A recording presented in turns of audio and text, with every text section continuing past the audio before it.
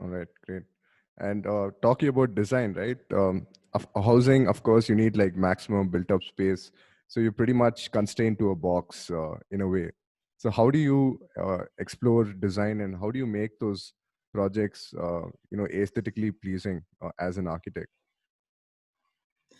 That's a great question. I think, and hopefully, I think we're going to have a chance to look at some of our work. Yeah. I think we always try to be playful, right? And our motto is, if it costs you $10 to build a building, we don't need $11, but you can't only give me $9, right? So we like to get involved early and clear what the budget is, and once we know that, then we sort of give ourselves some room to play, right? And whether it's material or colors. Especially the affordable housing stuff. We had a client that we did a lot of work for. His name was Peter Fine, Atlantic Development, and sort of the arrangement that Peter and my father had was, he said to Peter, my father said to Peter, if the building costs the same, do you care how it looks, right? He said, no, hit my budget and work to my pro forma. And otherwise, you're the architect, and you make it and do what you need to do. So that was, in a sense, a license for us to have some freedom, and we did a lot of creative things with stucco, right, the drive it, in terms of color and even in terms of form. And that's actually sort of what put us on the map, that our buildings are distinctive in that sense, and also in what it brings to a community. This is these buildings are a fat part of the fabric of a community, and it needs to contribute to it in a beautiful way. Can you see the screen which I'm sharing? I mean, the project. Right. So what we're looking at here, this is the Roscoe Brown apartments in Bronx, New York. Right. This is an affordable housing project for Phipps Houses, who are one of the largest non-for-profit affordable housing developers in America. And you can see in these pictures that the building is built on a 40-foot tall rock outcropping. Oh yeah, it's a full city block, and the geography in the Bronx is such that these rocks are everywhere. They're either above the surface or very close to the surface. In fact, when they talk about the Bronx refers to the hills that are up there, the rocky hills that are up there. Right. And it's pretty dramatic. You walk around the Bronx, there's big changes in elevation. So this was a full city block that had never been built on before, just because of this rock outcropping, and just no one was able to access the value that was there in terms of floor area and potential bulk of a building. So, but we had some experience having done a lot of work in the Bronx and how to work with the rock. And we said, well, let's just, we said, should we chop it up? Should we raise it? And what we said was, let's just build on top of it. So what you're looking at here in this picture, these are a series of bearing walls, right, that are running perpendicular to the street, and we just sliced them through the rock.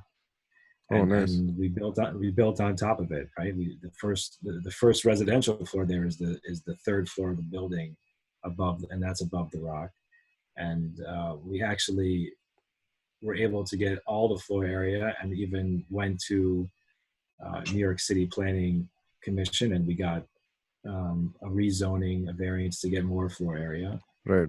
This is 100% affordable housing project, so this was, everyone was on board for that, and it turned into obviously a really dramatic piece of architecture. If you can keep scrolling through.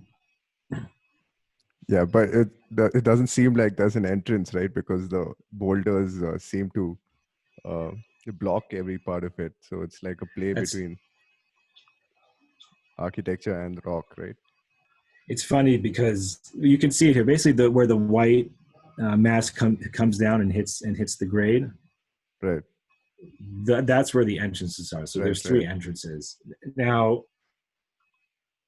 they didn't know this at the time, but they have concerns with access control in terms of getting people into the building. So now, when they design these, you try to provide a single point of access. Right. So this building had 3 lobbies. Now they prefer to have 1 lobby. So the owner actually came to us, about 6 months ago and said, can we connect the lobbies? Okay. And we thought, we looked at it a little bit, but we realized we could connect 2 of them, but we couldn't connect them through the rock. Um, but there are three entrances, and you go up and over the rock, and it works. The building also is split into 3 on the interior. It has to do again with maximizing. There's a zoning bonus that you can get that we took advantage of by splitting it into 3 buildings.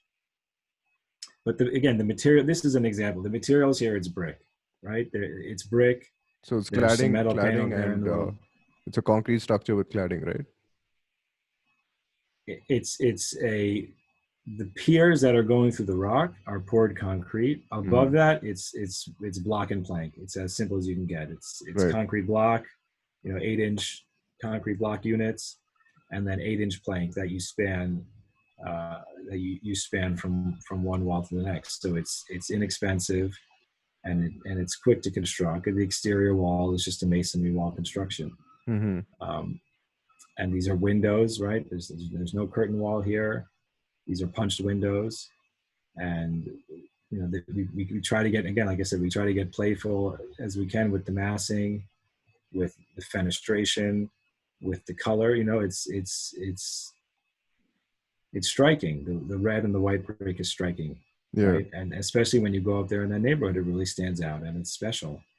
And this is where it's at. This building didn't cost them more to construct, but we feel like it has a lot of character to it. And for us, it was a really fun project. Yeah, it's more like an art piece, right? And Thank you. gives you the facade, especially the play on the facade with the various. I don't know how you've managed to place those windows, whether it was because of a functional reason or more for an aesthetic reason, or it must be the. There's a certain. There's a certain range where you can play within, right? So there's, at the end of the day, there's bedrooms and there's code requirements, how much light you need. And then within that, you have some room to play. There's also construction, issues, right? Depending where the bearing is and depending how you're going to carry the brick, there is limitations there. So, but those limitations, otherwise you're just, shooting in the dark. So we need some limitations. We need something to restrain us and give us a space to play in. And these do look like floor to ceiling, or at least like maybe like a 1 foot sill level and maybe 8 foot lintel, right? For most of the windows, so they seem pretty vertical. Those little dark spots that you're looking at underneath the window, those are PTEC units. So the sill is actually right above that, right? And then there's a little spandrel piece, but again, the sill is a normal sill height, 2'8", and it goes up to a head height is probably about 7 feet. It's not, but by stretching it over 2 floors, it makes it looks longer, right? Awesome. Yeah, it definitely requires a special kind of knowledge to design these kind of housing typologies and understand not only the design, but also the various standards, the constraints, and whatnot, right? Yeah, there's so much that goes into it, from building code to zoning, and that's why it's really important to go to an expert, whatever you're doing. If it's for an office building, we don't do office buildings, and there's so much that goes into it. I've worked on office buildings. I worked on Hudson Yards. That there's all these things that go into detailing a curtain wall, right? Understanding an open floor plan for office planning. In terms of the core and shell. There's so many small details that you don't know where you have room to design, where you have room for design and what's required.